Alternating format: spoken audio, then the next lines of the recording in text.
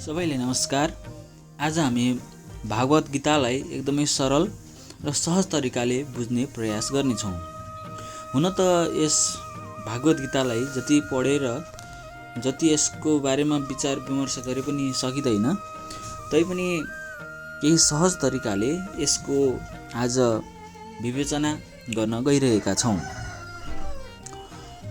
भागवत गीता हिन्दू धर्मको महत्त्वपूर्ण ग्रन्थ हो, जसले मानव जीवनको उद्देश्य, कर्तव्य, धर्म र मोक्षको मार्गलाई स्पष्ट पार्छ।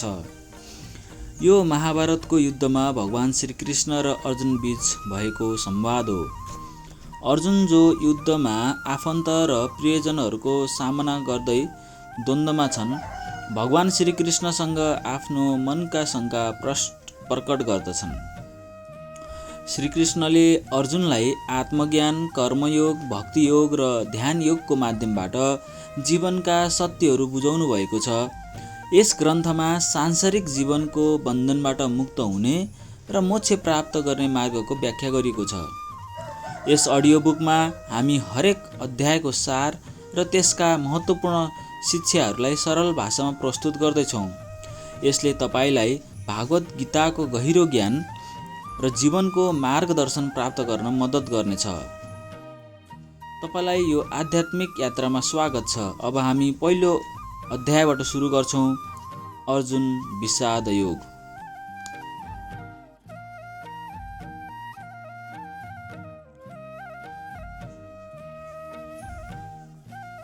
अध्याय 1 अर्जुन विषाद योग, अर्जुनको शोक। कथावस्तु। महाभारतको युद्ध आरम्भ हुन लाग्दा अर्जुनले दुवै पक्षको सेनालाई अवलोकन गर्छन्। उनले आफ्नो परिवार, गुरुजन र प्रियजनहरूलाई युद्धमा देखेर भावनात्मक रूपमा कमजोर हुन्छन्। अर्जुनले प्रश्न गर्छन् कि के आफन्तहरूसँग युद्ध गर्नु धर्मसम्मत हो? यस अवस्थाले उनको शोक, मानसिक द्वन्द्व र निर्णय असमर्थता देखाउँदछ। यो पहिलो अध्याय अर्जुन विषाद योगको मुख्य सन्देश के रहेको छ भने, यस अध्यायले मानसिक द्वन्द्व, मानवताको चुनौती र कर्तव्यका बीचको द्वन्द्वलाई चित्रण गर्छ। यो अध्यायले अर्जुनको असुरक्षाको भावनालाई प्रस्तुत गर्छ, जसको उत्तर भगवान श्रीकृष्णले दिनुहुन्छ। अध्याय 2 सांख्य योग, ज्ञानको योग। कथावस्तु। अर्जुनको शोकमग्न अवस्थालाई देखेर भगवान श्रीकृष्णले उनलाई आत्माको अनश्वरता र शरीरको नाशवानताको बारेमा शिक्षा दिनुहुन्छ। श्रीकृष्णले आत्मा कहिले नमर्ने र जन्म नलिने कुरा बताउनुहुन्छ। त्यसैले मृत्युका कारण शोक गर्न आवश्यक छैन भन्ने कुरा उहाँले भन्नुहुन्छ। सन्देश। आत्माको शाश्वतता, कर्तव्य पालनाको महत्त्व र कर्मको बिना अपेक्षा गर्ने निष्काम कर्म मार्गको सिद्धान्तको चर्चा हुन्छ यस अध्यायमा। श्रीकृष्णले अर्जुनलाई कर्तव्य गर्दा फलको आशा नगरी कर्म गर्ने निर्देशन दिनुहुन्छ। अध्याय 3 कर्मयोग, कर्मको योग। कथावस्तु। श्रीकृष्णले अर्जुनलाई कर्मको महत्त्व बताउनुहुन्छ। मानिसले आफ्ना कर्तव्यहरू त्याग्न मिल्दैन। संसारमा आफ्नो भूमिका निर्वाह गर्दै जीवन जिउन सक्नुपर्दछ। निष्काम कर्म अर्थात् फलको अपेक्षा नगरी कर्म गर्नु नै सर्वश्रेष्ठ मार्ग हो। सन्देश। यो अध्यायले कर्तव्य पालना र सांसारिक जीवनलाई सही ढङ्गले कसरी व्याख्या गर्न सकिन्छ भन्ने कुरा सिकाउँछ। आफ्नो कर्म गर्न नै मानव धर्म हो र यसले आत्मशुद्धि हुन्छ भन्ने धारणा यसमा व्याख्या गरिएको छ। अध्याय 4 ज्ञान कर्म सन्यास योग, ज्ञान र कर्मको सन्तुलन। कथावस्तु। श्रीकृष्णले अर्जुनलाई ज्ञानको महत्त्वको व्याख्या गर्नुहुन्छ। उहाँले बताउनुहुन्छ कि कसरी ज्ञान प्राप्त गरेर सही मार्गमा हिँड्न सकिन्छ। यस अध्यायमा भगवानले आफै अवतार भएर मानिसलाई मार्गदर्शन दिनुहुन्छ भन्ने कुरा बताउनुहुन्छ। सन्देश। कर्म र ज्ञानको सन्तुलनले मानिसलाई संसारको बन्धनबाट मुक्त गर्न सक्छ। आध्यात्मिक ज्ञानले कसरी मानवलाई आफ्नो कर्मको साँचो उद्देश्य दिन्छ भन्ने कुरा उल्लेख गरिएको छ। अध्याय 5 कर्म सन्यास योग, सन्यासको योग। कथावस्तु श्रीकृष्णले कर्मयोग र कर्म सन्यासको तुलनामा अर्जुनलाई बताउनुहुन्छ कि कर्मयोग सर्वश्रेष्ठ मार्ग हो। सांसारिक कर्म नगरी मात्र सन्यास प्राप्त गर्न सकिन्न, कर्म गर्दै मोक्ष प्राप्त गर्न सकिन्छ। सन्देश निष्काम कर्मलाई श्रेष्ठ मार्ग मानिन्छ।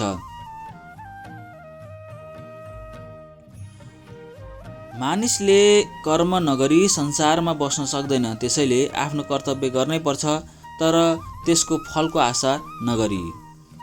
अध्याय 6 ध्यान योग, आत्मनियन्त्रणको योग। कथावस्तु श्रीकृष्णले ध्यान मार्फत आत्मनियन्त्रण कसरी गर्न सकिन्छ भन्ने शिक्षा दिनुहुन्छ। शान्त र स्थिर मनले नै मानिसलाई मोक्षको मार्ग देखाउँछ। उहाँ बताउनुहुन्छ कि कसरी आफ्नो मनलाई अनुशासनमा राखी ध्यान गर्न सकिन्छ। सन्देश मानसिक शान्ति र अनुशासनको महत्त्वको चर्चा यस अध्यायमा छ। ध्यानले मानवलाई आध्यात्मिकता र आत्मज्ञानतर्फ कसरी अगाडि बढाउँछ भन्ने कुरा यो अध्यायमा सिकाइन्छ। अध्याय 7 ज्ञान विज्ञान योग, ज्ञान र विज्ञानको योग। कथावस्तु भगवान श्रीकृष्णले अर्जुनलाई सच्चा ज्ञान र विज्ञानको बारेमा बताउनुहुन्छ। उहाँ ब्रह्माण्डको मूल तत्त्व र परमात्माको स्वरूपको बारेमा व्याख्या गर्नुहुन्छ। कसरी सारा सृष्टि भगवानको नियन्त्रणमा चल्छ भन्ने कुरा यस अध्यायमा उहाँले बताउनु भएको छ। सन्देश आध्यात्मिक ज्ञान र भौतिक संसार बीचको सम्बन्धको व्याख्या यस अध्यायमा गरिएको छ। सच्चा ज्ञानले कसरी संसारलाई सही दृष्टिकोणले हेर्न सिकाउँछ भन्ने कुरा पनि यहाँ उल्लेख गरिएको छ। अध्याय 8 अक्षर ब्रह्मयोग, अविनाशी ब्रह्मको योग। कथावस्तु श्रीकृष्णले मृत्युको समयमा परमात्मालाई कसरी सम्झिनुपर्छ भन्ने कुरा बताउनुहुन्छ। उहाँले कर्म र भक्तिको माध्यमबाट मोक्ष प्राप्त गर्न सकिन्छ भन्ने कुरा पनि बताउनुहुन्छ। भगवानलाई याद गर्नेले जन्म र मृत्युको चक्रबाट छुटकारा पाउँछ भनेर उहाँले यस अध्यायमा भन्नुभएको छ। सन्देश यो अध्यायले मृत्युको समयमा पनि भगवानको ध्यानमा रहनु महत्त्वपूर्ण छ भन्ने कुराको शिक्षा दिन्छ। मोक्ष प्राप्त गर्न आफ्नो कर्मलाई सम्पूर्ण समर्पण गर्नुपर्छ भन्ने धारणा यसमा भगवानले दिनुभएको छ। अध्याय 9 राजविद्या राजगृह योग, सर्वोच्च गोप्य ज्ञान। कथावस्तु भगवानले अर्जुनलाई गोप्य ज्ञान अर्थात् परमात्माको महिमा र उहाँको शक्तिको बारेमा शिक्षा दिनुहुन्छ। भक्तिले कसरी परमात्मालाई प्राप्त गर्न सकिन्छ भन्ने कुरा यस अध्यायमा व्याख्या गरिएको छ। सन्देश परमात्माको महत्त्व, शक्तिको व्याख्या र भक्तिको मार्गकै माध्यमबाट मोक्ष प्राप्त गर्न सकिन्छ भन्ने कुरा अध्याय 9 मा छ। अध्याय 10 विभूति योग, भगवानको महिमा। कथावस्तु श्रीकृष्णले आफ्नो दिव्य शक्तिको वर्णन गर्नुहुन्छ। उहाँ ब्रह्माण्डका विभिन्न स्वरूपहरूमा उपस्थित हुनुहुन्छ भन्ने कुरा अर्जुनलाई बताउनुहुन्छ। अर्जुनलाई कृष्णको अनन्त रूपको ज्ञान प्राप्त हुन्छ। सन्देश भगवानको अनन्त स्वरूप र उहाँको सर्वव्यापकता प्रमुख छ, सर्वत्र भगवानकै रूप छ भन्ने कुराको वर्णन यस अध्यायमा छ। अध्याय 11 विश्वरूप दर्शन योग, विश्वरूप दर्शन। कथावस्तु अर्जुनले भगवान श्रीकृष्णसँग उहाँको वास्तविक रूप देखाउन अनुरोध गर्छन्। श्रीकृष्णले अर्जुनलाई आफ्नो विशाल रूप देखाउनुहुन्छ, जसले उनलाई भगवानको अनन्त शक्ति र विश्वव्यापी स्वरूपको दर्शन गराउँछ। सन्देश परमात्मा सर्वत्र छन्, उनी सृष्टिका सबै रूपहरू उहाँकै हो भन्ने कुराको व्याख्या गरिएको छ। अर्जुनलाई भगवानको विश्वव्यापक शक्ति बुझ्न प्रेरित यस अध्यायमा गरिएको छ। अध्याय 12 भक्ति योग, भक्तिको योग। कथावस्तु भगवान श्रीकृष्णले भक्तिको महत्त्व वर्णन गर्नुहुन्छ। उहाँ भन्नुहुन्छ कि भक्तिले भगवानलाई प्राप्त गर्न सकिन्छ, चाहे ती व्यक्तिहरू ज्ञान मार्गी, कर्म मार्गी वा योग मार्गी नै किन नहुन्। सन्देश भक्तिको मार्गले परमात्मासँग जोडिन्छ। कसरी भक्तिले भगवानप्रति अटुट विश्वास राखेर मोक्ष प्राप्ति गर्न सकिन्छ भन्ने व्याख्या यस अध्यायमा गरिएको छ। अध्याय 13 क्षेत्र क्षेत्रज्ञ विभाग योग शरीर र आत्मा कथावस्तु। शरीर क्षेत्र र आत्मा क्षेत्रज्ञको अन्तरको व्याख्या यस अध्यायमा गरिन्छ। भगवान श्रीकृष्णले अर्जुनलाई क्षेत्र शरीर नाशवान र आत्मा अनश्वर छ भन्ने कुरा बताउनुहुन्छ। सन्देश आत्मा र शरीर बीचको अन्तर। शरीर नाशवान तर आत्मा शाश्वत छ भन्ने कुरा यस अध्यायमा सिकाइएको छ। यसले आत्मज्ञानको महत्त्व बताउँछ। अध्याय 14 गुणत्रय विभाग योग 3 गुणको योग कथावस्तु। श्रीकृष्णले प्रकृतिका 3 गुणहरू सत्व रजस र तमसको बारेमा शिक्षा दिनुहुन्छ। यी गुणहरूले सांसारिक जीवनलाई कसरी प्रभावित गर्छन् भन्ने कुराको वर्णन हुन्छ। सन्देश मानिसको कर्म र व्यवहारमा गुणहरूकै भूमिका हुन्छ। सत्व गुणले आत्मज्ञान र मोक्ष प्राप्ति गर्न मद्दत गर्छ भने रजस गुणले कर्म प्रवृत्ति र सांसारिक वासनालाई प्रोत्साहित गर्छ र तमस गुणले आलस्य र अज्ञानता ल्याउँछ। यी गुणहरूले मानिसलाई सांसारिक जीवनमा बाध्दछन् तर सद्गुणको प्रभुत्वले मोक्ष प्राप्त गर्न सकिन्छ। सन्देश यो अध्यायले 3 गुणहरूको बारेमा स्पष्ट पार्छ र कसरी सद्गुणले आत्माको शुद्धि गर्न मद्दत गर्छ भन्ने कुरालाई स्पष्ट पार्छ। यो आत्मज्ञानको मार्गमा सद्गुणको महत्त्वको बारेमा शिक्षित यहाँ हुने गर्दछ। अध्याय 15 पुरुषोत्तम योग सर्वोच्च परमात्माको योग कथावस्तु। यस अध्यायमा भगवान श्रीकृष्णले संसारलाई एउटा वृक्षको रूपमा वर्णन गर्नुहुन्छ जसका जराहरू माथि छन् र शाखाहरू तल फैलिएका छन्। यस वृक्षलाई काटेर नै मोक्ष प्राप्त गर्न सकिन्छ।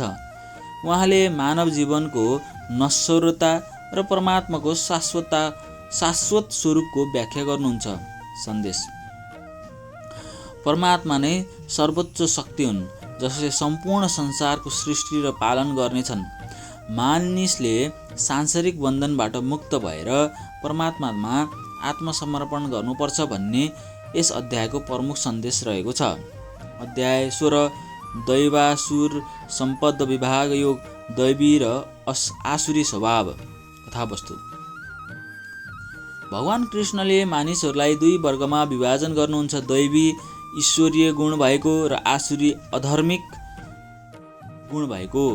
दैवी गुणमा अहिंसा सत्य आत्मसंयम शान्ति आदि गुणहरू पर्दछन्, जबकि आसुरी गुणमा क्रोध अहंकार द्वेष र हिंसा पर्दछन्। सन्देश यो अध्यायले मानव स्वभावका दैवी र आसुरी पक्षहरूको बारेमा वर्णन गर्छ। मानिसले दैवी गुणहरूको पालना गर्दै मोक्षको मार्गमा हिँड्नुपर्छ भन्ने प्रमुख शिक्षा यस अध्यायमा रहेको छ। अध्याय 17 श्रद्धात्रय विभाग योग 3 प्रकारका श्रद्धा कथावस्तु।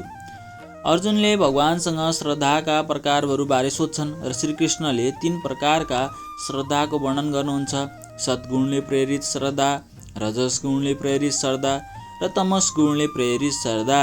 यी श्रद्धाहरूले मानिसका कर्म र जीवनको दिशा निर्धारण गर्छन्। सन्देश सद्गुणले प्रेरित श्रद्धा नै सर्वोत्तम हो र यसले मानिसलाई आत्मज्ञानको बाटोमा अग्रसर गर्छ। श्रद्धा अनुसार मानिसको आचरण निर्धारण हुन्छ र सच्चा श्रद्धाले नै मुक्ति प्राप्त हुन्छ भन्ने शिक्षा यस अध्यायको रहेको छ। अध्याय 18 मोक्ष सन्यास योग मोक्ष र सन्यासको योग कथावस्तु। अन्तिम अध्यायमा श्रीकृष्णले मोक्ष र सन्यासको महत्त्वपूर्ण उपदेश दिनुहुन्छ। उहाँले अर्जुनलाई सम्झाउनुहुन्छ कि कसरी निष्काम कर्म गर्दै परमात्मामा समर्पण गर्न सकिन्छ। अन्त्यमा अर्जुन आफ्नो शोक र द्वन्द्व त्यागेर युद्ध गर्न तयार हुन्छन्। सन्देश कर्मको त्याग नगरी कर्म गर्दा र परमात्मामा समर्पण गर्दा मानिसले मोक्ष प्राप्त गर्न सक्छ। यो अध्यायले कर्मयोग भक्तियोग र ज्ञानयोगको महत्त्वलाई समेटेर मोक्ष प्राप्तिको मार्ग बताउँछ। र अन्तमा सम्पूर्ण भागवत गीताले कर्म, ज्ञान र भक्तिको महत्त्वलाई व्याख्या गर्दछ। यो आत्मा र परमात्माको सम्बन्ध, सांसारिक जीवनका कर्तव्यहरू र मोक्ष प्राप्तिको मार्गलाई व्याख्या गर्ने ग्रन्थ हो। प्रत्येक अध्यायले कुनै न कुनै जीवनको सत्यलाई उजागर गर्दै मानिसलाई आत्मज्ञान, ध्यान र भक्तिको मार्गमा प्रेरित गर्दछ।